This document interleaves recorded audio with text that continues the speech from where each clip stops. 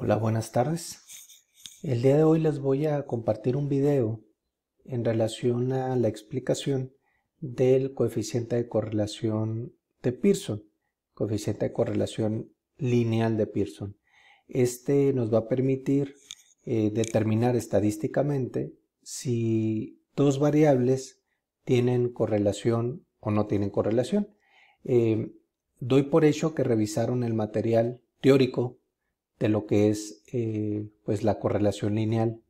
Y en ese sentido vamos a ver en este archivo cómo se determina el coeficiente de Pearson, cómo se interpreta. Vamos a ver cómo se determina paso a paso utilizando la expresión matemática. Vamos a ver cómo se determina utilizando una función de la hoja de cálculo y vamos a ver cómo se determina utilizando un complemento de la hoja de cálculo, el complemento de análisis de datos. También vamos a ver lo relativo a las hipótesis, cuándo se acepta o no se acepta la hipótesis para este tipo de estadísticos. Y ya que terminemos con la hoja de cálculo, lo vamos a revisar en Minitab para ver cómo se genera el coeficiente de correlación de Pearson en este paquete, ¿no? en esta herramienta estadística. Bueno, entonces, este ejemplo consta de 100 datos. Son dos variables, una variable Y llamada toneladas producidas de una planta industrial 1, una variable X, que son las toneladas producidas de una planta industrial 2. Son 100 valores, como les digo, de cada variable. Y vamos a utilizar esta expresión matemática que nos va a ayudar a calcular pues manualmente el coeficiente de correlación de Pearson. Entonces nosotros necesitamos el producto de X por Y, necesitamos, y la sumatoria de esta, ¿no? Necesitamos la sumatoria de X, la sumatoria de Y, el número total de datos, necesitamos el valor al cuadrado de X y la sumatoria de estos valores. Necesitamos sacar la sumatoria de X y esa sumatoria elevarla al cuadrado, y lo mismo para la variable Y. Entonces, aquí vamos a determinar el producto de X por Y. Aquí ya está hecho, nos vamos a ir un poquito rápido. Básicamente tenemos el producto del primer dato de la variable Y por el primer dato de la variable X. Y luego pues simplemente se copia y se pega la fórmula. Por acá tenemos la variable X elevada al cuadrado, utilizando la función potencia, por cierto, o power en inglés. Y tenemos la variable Y elevada al cuadrado, igual utilizando la función potencia elevada al cuadrado, ¿no? Recordarán, esta función se utiliza seleccionando el dato que quieres elevar al cuadrado, coma la potencia. En este caso, como es al cuadrado, por eso le ponemos el número 2. Luego, en la parte inferior, pues tenemos las sumatorias de todas esas columnas y también tenemos la sumatoria de X, de Y elevado al cuadrado y la sumatoria de X elevada al cuadrado, ¿sí? Que son estas dos columnas. Cabe mencionar, jóvenes, que aquí tengo oculta muchas celdas precisamente para que me dé oportunidad de revisar los datos aquí de manera más directa. ¿Por qué? Porque pues, en realidad los datos no los necesito ver. Sin embargo, están ocultas desde el dato 22 hasta el dato 99. Pero, digamos, aquí alcanzamos a ver el último dato, que es el 100. ¿Sí? Eso también es importante. Ok, entonces, para calcular el valor de R, lo vamos a hacer ahora sí que, pues paso a paso. Primero vamos a calcular la parte del numerador. Después vamos a calcular el primer elemento del denominador y luego el segundo elemento del denominador. Como ya tenemos todos los datos, va a resultar relativamente sencillo. Entonces veremos.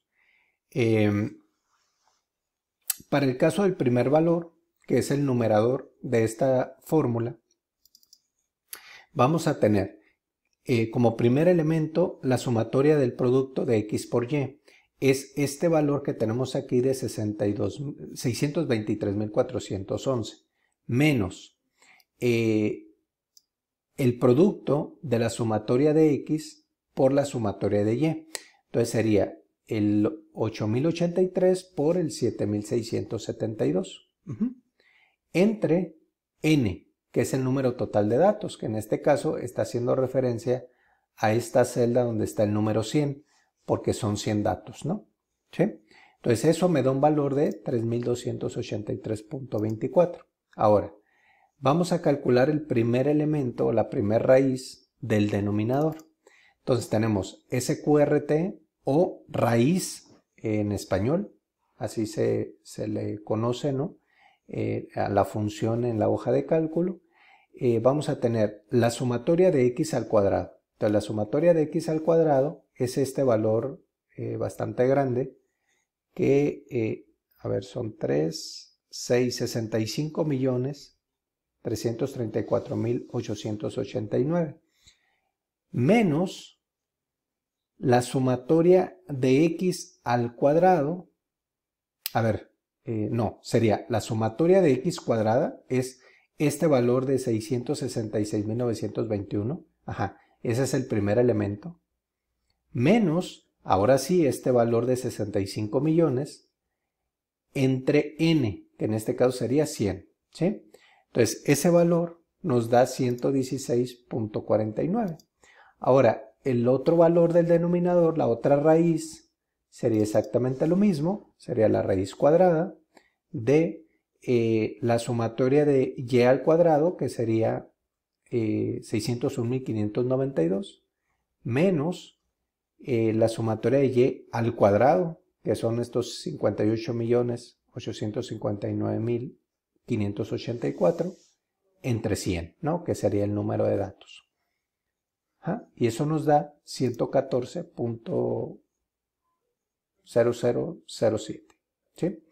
Ok, entonces esta punto 2472 pues es ya la expresión matemática completa, ¿no?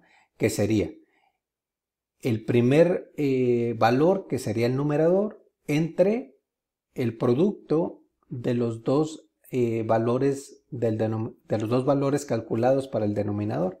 Sería el denominador 1 y denominador 2. Entonces eso nos da punto 2472. Ok, ustedes recordarán en la parte teórica que se dice que si el valor de R está entre menos 1, bueno, es cercano a 1 o menos 1, se dice que tiene una correlación perfecta. ¿Sí? Si nosotros tenemos un coeficiente de correlación de 0.7 o menos 0.7, se dice que tiene una correlación buena, ¿sí? Menor a estos valores o cercano a 0, se dice que la correlación no es buena. Y un valor de 0 no tiene correlación. ¿Sí? Entonces, este valor de 0.7 a 1 o de menos 0.7 a menos 1 se dice que es una correlación buena. Sin embargo, hay unos autores que dicen que desde menos 0.8 a menos 1 o desde 0.8 a 1 se considera como buena. Otros autores se van hasta el 0.6, o sea, de 0.6 a 1 o de menos 0.6 a menos 1 se dice que es buena, ¿no? Realmente esto depende mucho de cuál es el escenario, cuál es el caso de aplicación, ¿no? No hay una definición realmente, no hay nadie, digamos, que se aventura a decir ¿Cuál podría ser ese valor que me permita decir que es buena hacia lo perfecto, ¿no? No hay. Sin embargo, estos valores que les digo, pues digamos, algunos autores manejan de 0.8 para arriba o de 0.6 para arriba, ¿no? O de menos 0.8 para arriba o de menos 0.6 para arriba. Realmente no hay un acuerdo en ese sentido, ¿no? Pero digamos, el 0.7 es bastante bueno. Digamos que está en la media, por así decirlo, ¿no? Sin embargo, ya menos que eso, o valores cercanos a cero, realmente ya se considera como que no es buena, y cero, pues menos, ¿verdad? En cero realmente estaríamos diciendo que efectivamente no tiene correlación. Ok, ahora, si yo tengo un valor de 0.2472, pues realmente concluyo que la correlación entre la planta 1 y la planta 2, pues realmente no es buena, ¿verdad? No hay mucha correlación entre ellas. Ahora, este valor de 0.2472 que está en verde, este valor calcula de manera puntual el coeficiente de correlación de Pearson. En este sentido, en su hoja de cálculo, que es en español, debe de tener, es otra la función la que se utiliza. Déjenme ver, verán cuál es, porque viene diferente en español. A ver, aquí la tengo, a ver, aquí me aparece como Pearson, o sea, la función Pearson, pero creo que no es esa, allá lo vi, es coef.d, coef.d.correl, o sea, coeficiente de correlación, ¿no? coef.d.correl. Aquí lo voy a poner. Sería coef.d.correl. Parece que en su hoja de cálculo así les va a aparecer. En la mía me aparece como correl directamente, pero creo que en el de ustedes les va a aparecer así la función. Entonces esta función pide dos parámetros. Un parámetro es, pues por supuesto, todos los valores de la variable x y el otro parámetro es todos los valores de la variable y. Entonces hay que poner precisamente, pues digamos, los datos, el rango de datos de cada variable, y hay que separarlos por comas. Y con eso nos da el valor de 0.2472. Bueno. Hay otra manera de calcular el coeficiente de correlación. Esa otra manera es mediante el complemento que se le llama data análisis o análisis de datos. Yo les voy a pedir que revisen, digamos, en la red, cómo instalar este complemento de análisis de datos o data análisis en su hoja de cálculo. Eso varía dependiendo la versión que tengan, dependiendo el tipo de producto que estén manejando de hoja de cálculo. La verdad es que no tendría mucho sentido que les diga cómo instalarlo si en realidad mi hoja de cálculo termina siendo distinta.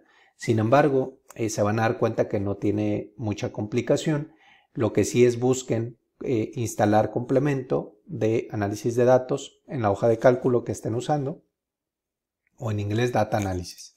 Entonces, cuando ustedes ejecutan instalan ese complemento, les va a aparecer ese icono. En mi caso me aparece dentro de la pestaña data o datos, y al final de esa cinta de comandos me aparece el botón de data analysis, ¿no? Data analysis o análisis de datos. Entonces, en esta tablita, al ejecutarlo, me aparece esta opción que dice correlation o correlación. Le damos OK y entonces me aparece este cuadro de diálogo. En este cuadro de diálogo nosotros vamos a seleccionar varios elementos o varios datos, ¿no? Primero, input range. Aquí vamos a seleccionar ahora sí que todos los datos que estamos seleccionando, ¿no? ¿Sí?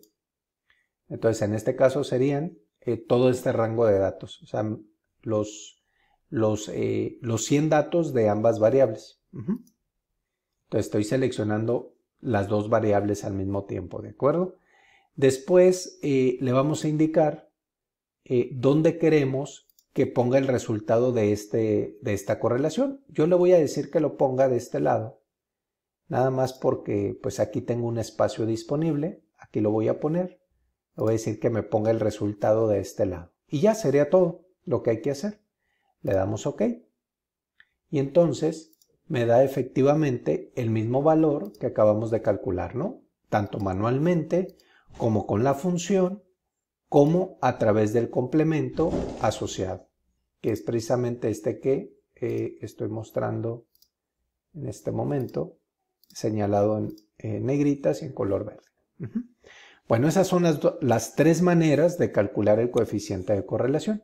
Ahora, vamos a ir, y bueno, y es la manera de interpretar el valor con base a estos valores de referencia, ¿no? Un coeficiente de correlación de 1 menos 1, correlación perfecta, ¿sí? O sea, sí existe correlación. Valores de 0.7 hacia 1 o de menos 0.7 a menos 1, se dice que la correlación es buena. Menor a 0.7 o menor a menos 0.7 y que se va hacia el 0, pues no es buena, ¿verdad? No es una correlación buena, y una correlación de 0 pues no existe, ¿no? No existe correlación. Ahora, vamos a ver el planteamiento de hipótesis, es decir, una cosa es lo que en términos, digamos, más de valores de referencia del coeficiente de correlación podemos deducir o podemos concluir si existe o no existe correlación. Hay que hacerlo de una manera a través de un método más riguroso, a través del planteamiento de hipótesis y a través del estadístico de prueba. En este caso, el estadístico de prueba es el estadístico T de Student, ¿sí? Es el que a nosotros nos va a permitir poder determinar precisamente el valor de probabilidad. Y ese valor de probabilidad va a ser traducido o va a ser interpretado con base al planteamiento de hipótesis, ¿sí? ¿Cuál es el planteamiento de hipótesis? Bueno, la hipótesis nula dice que el valor de, la hipótesis nula dice que el valor de R minúscula, es igual a 0, ¿sí? Y la hipótesis de investigación o hipótesis alterna que R es diferente, aquí déjenme insertar un símbolo, porque ese de diferente no lo tengo aquí, es diferente, ya creo que lo inserté, ¿sí? Diferente de 0, ¿sí? Ok, ¿qué significa si llego a aceptar la hipótesis nula? Pues que no existe correlación, ¿sí? Si llego a no aceptar la hipótesis nula, lo cual indica que acepto la hipótesis alternativa, significa que existe correlación, ¿no? Entre las variables, por supuesto, ¿sí? Entre las variables, ¿de acuerdo? Entonces, esta hipótesis nula, nosotros vamos a ver si la aceptamos o no la aceptamos, y con base en ello, pues sabremos si existe o no existe correlación entre las variables. Muy bien. Ok, para ello, nosotros vamos a necesitar determinar algunos valores y vamos a necesitar utilizar pues esta expresión matemática, ¿no? ¿Sí? Esta nos va a permitir calcular el estadístico de prueba, que en este caso es el estadístico T, y después vamos a determinar el valor P con una función. Ahorita vamos a ver cómo hacer eso. Entonces, ¿cuánto es el valor de n? Pues son 100. ¿Cuáles son los grados de libertad? Bueno, los grados de libertad es igual al valor de n menos 2. Eso sería los grados de libertad. Aquí estoy poniendo la función, ¿de acuerdo? Aquí para que les aparezca y lo puedan ver. De hecho, voy a mostrar también, si les parece, aquí la voy a poner para que la puedan ver en el video. Fórmula text. Igual aprenden esto adicional, esto es complemento, por supuesto. Entonces aquí ven la fórmula de cada una de las celdas, ¿de acuerdo? Que es, digamos, cuál es la fórmula que está detrás de ese valor. Entonces, por ejemplo, el 3283 es resultado de esta fórmula que están viendo aquí, ¿no? Entonces, resulta, creo, interesante esta forma de representarlo. También, a ver,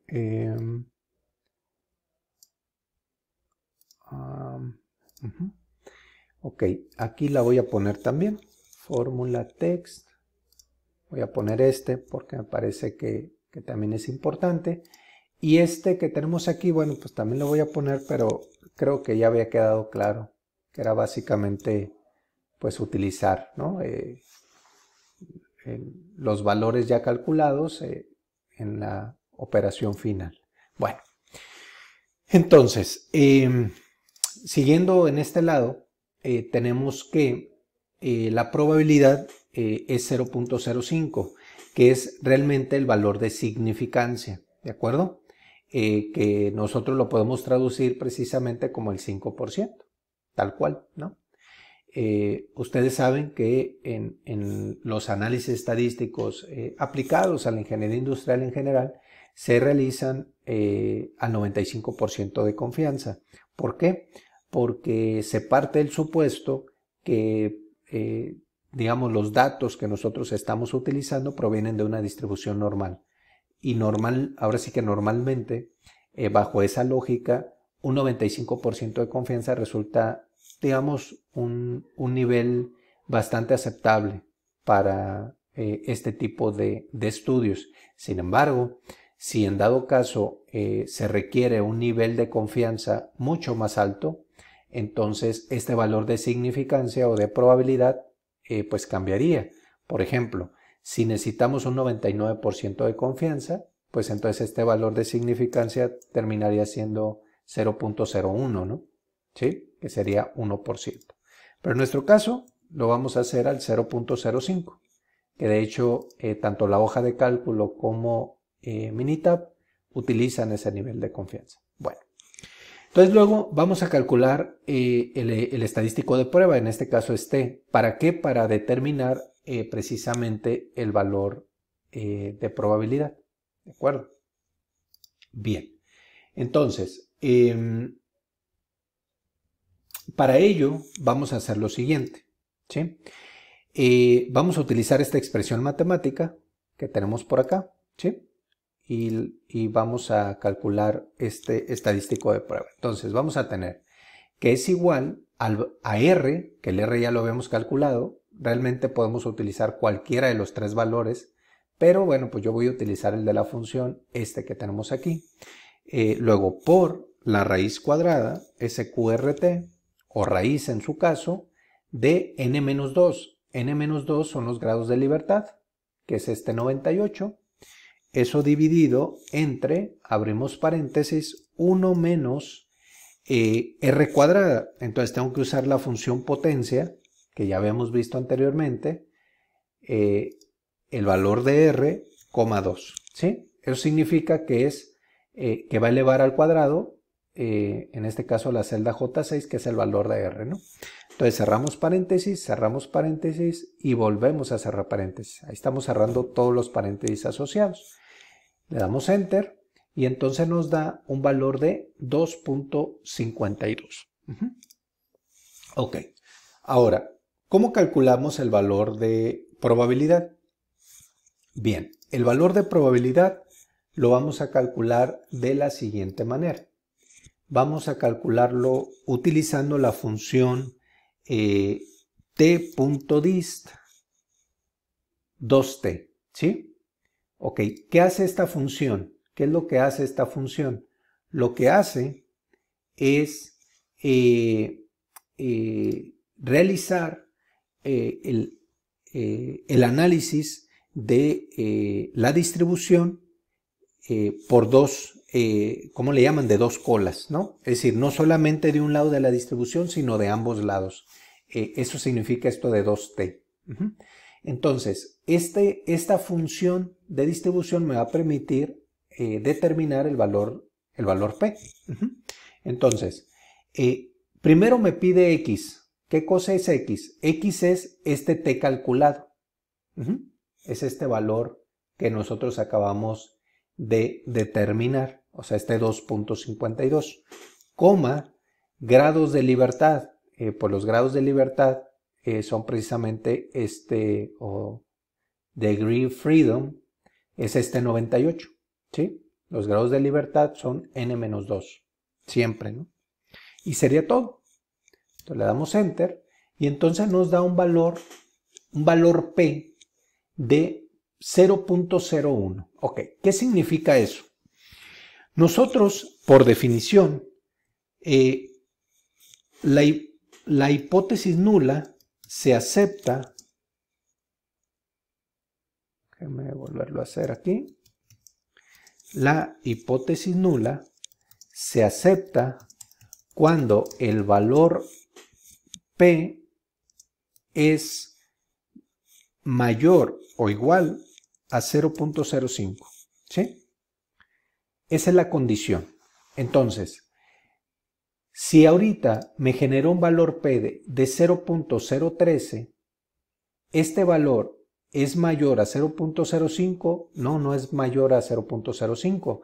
Por lo tanto, tenemos la evidencia suficiente, se tiene la evidencia estadística suficiente para no aceptar la hipótesis nula, que en este caso sería H0. ¿Y eso qué significa? ¿Sí? Significa que existe correlación entre las variables de producción de la planta 1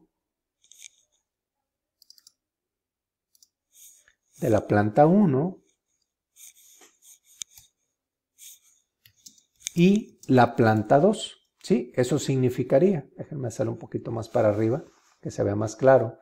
Entonces, existe correlación entre las variables de producción de la planta 1 y la planta 2. ¿Por qué? Porque al ser un valor P, estos valores son importantes, ¿no? Déjenme ponerlo en verde y en negritas. Este valor P no ser mayor o igual a 0.05 o 0.05, entonces no existe evidencia suficiente para aceptar la hipótesis nula. O se tiene evidencia estadística suficiente para no aceptar la hipótesis nula. Entonces, si no la acepto, entonces, en consecuencia, la hipótesis que se acepta es la hipótesis alternativa de investigación, que significa que existe correlación entre las variables, que en este caso sería la producción de la planta 1 y la planta 2. ¿De acuerdo? Entonces, por un lado, existe la explicación del coeficiente de correlación en términos de estos variables, de estos valores de referencia, y por otro lado existe el análisis del coeficiente de correlación en términos de las hipótesis y el valor de probabilidad. Esto es importante. Entonces hay que hacerlo ahora sí que de las dos maneras. Muy bien. Bien, ahora vamos a realizar el caso del Minitab. Ok, jóvenes, entonces aquí tenemos abierto el Minitab, en donde vamos a realizar el mismo procedimiento de determinar el cálculo del coeficiente de correlación para estas dos variables y el valor de probabilidad, por supuesto, ¿sí? Entonces, una vez capturados los datos, por supuesto, o traídos de la hoja de cálculos y pegados aquí en el Minitab, nos vamos a ir al menú estadístico o Stat. Después nos vamos a ir a estadística básica o Basic Statistics y después a correlación. Cuando nosotros hacemos eso, vamos a agregar ambas variables. Insertamos una, insertamos la otra, ¿sí? Y vamos a asegurar que vamos a utilizar el correlación de Pearson, ¿sí? Y que esté activa la opción de que muestre los valores de probabilidad. y sería todo. Le damos OK. Y entonces aquí vemos, por un lado, aquí tenemos este valor que equivale al coeficiente de Pearson, que es 0.247, mismo que era el valor que nosotros ya habíamos calculado, ¿no? 0.247. Y también nos da el valor de probabilidad de 0.013, que también ya habíamos calculado por acá, que era el valor P de 0.013. ¿De acuerdo? Entonces, en Minitab así lo determinamos. En la hoja de cálculo, pues vamos a tener diferentes procedimientos para calcular el coeficiente de correlación y tenemos el procedimiento para calcular el valor de probabilidad para tener la evidencia estadística suficiente para aceptar o no aceptar la hipótesis nula. Bueno, aquí termina el video, jóvenes. Cualquier duda, inquietud, pues ya saben cómo localizarme. Un saludo a todos, se cuídense mucho.